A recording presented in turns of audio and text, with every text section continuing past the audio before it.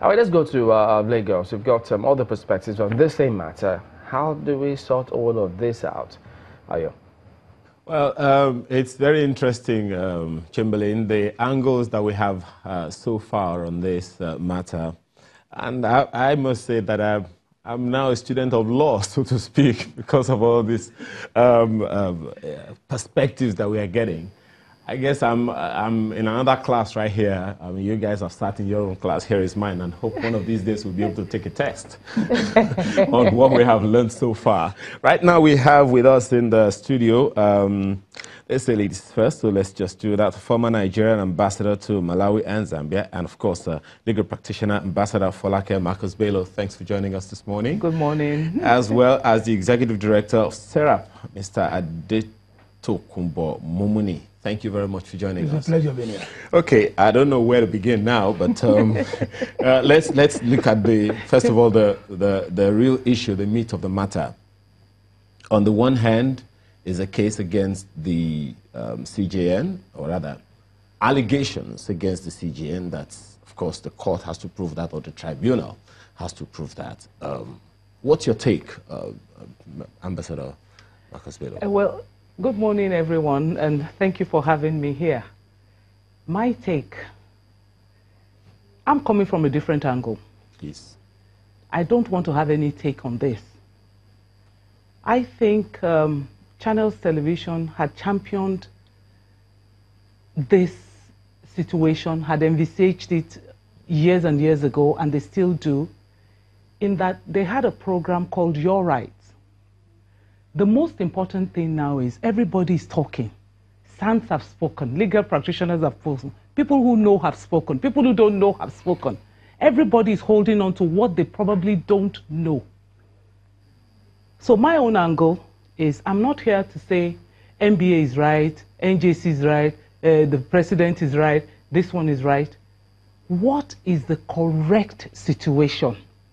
And what is the correct situation? Now, the correct situation is how do we get out of where we are now? Because in Yoruba, they say that, there's a saying that says, you look at a man carrying a crooked load, and you say, how come your load is crooked? And the man says, can't you see that my legs are crooked? The foundation of our democracy, of our administration, is faulty.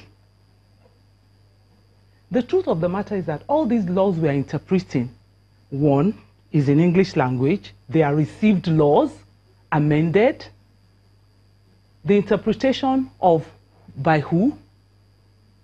So for me, I would like to look at it from the angle of, like I said, where do we go from here?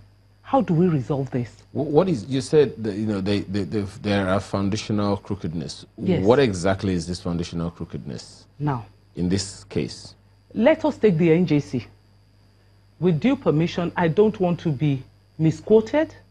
I don't want to be misunderstood. So I've brought the paper, and you'll just bear with me to just quickly list it out. Go ahead. Now, the NJC is in charge of removing the CJN, the Chief Justice. Now, to appoint into the NJC, I hope I have my paper here, because we need to know. The NJC is a product of the 1994-95 Constitutional Conference during the military era of late General Abacha, and it was mainly to enhance the independence of the judiciary and to improve the administration of justice. It was now brought into the 1999 Constitution. 23 members make up the NJC. The CJN is the chairman, okay? Other members are either ex-officials or appointed by the CJN.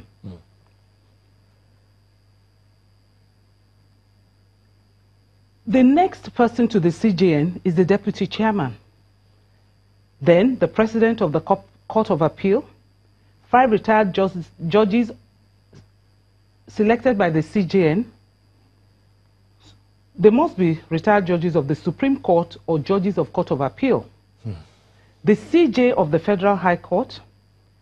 Judges are selected by the CJN, 5 judges, 1 Grand Cadi, one president of the Customary Court of Appeal by the CJN, 5 legal practitioners who have at least 15 years post-call, one of whom must be a son, as appointed by the CJN on the recommendation of the NBA.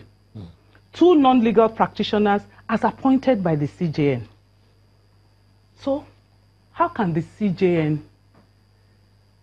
be asked to face, or people he has appointed mostly, be asked to be the judge in his case? It's not going to work out. Okay. It's not going to work out. So, I'm not looking at it as, oh, strictly the law. The law is functional. I'm enjoying this because it helps with the development of our law. But before we all just take our corners, we must know what this is all about.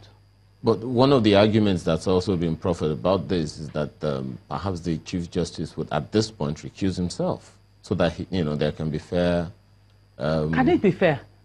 Okay. It's not possible. You see, there is even a fundamental constitutional provision.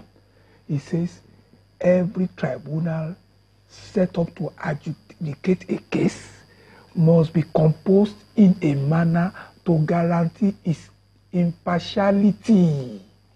So, the CJA has loaded a group of people with its appointees, and you are now saying he should recuse himself. Everybody knows that the person who pays the piper dictates the tune. But one other thing, if I can just add a perspective, one of the provisions of the tribunal is also that when a case is reported to the CCB, the CCB takes that case straight to CCT. And, so I'm wondering how the NJC angle comes here. That's one. Secondly, the CCB is for public officers, which the CJN is. The NJC is for judicial officers. So how does the position or office of the CJN differ from judicial officer and public officer? No one has been able to persuade me on that. Let me tell you, for the purpose of the CJN, because they've said it violated the provision of asset declaration. Which is a public officer. Okay. So I believe sincerely that this matter should go to the CCT. So why is all the legal apparatus, all the judicial apparatus pointing in the direction of the NJC? Because once you say judges must first of all determine the culpability or otherwise of a judicial officer in a matter that is not related to the performance of his function, then you are more or less saying the medical association should first of all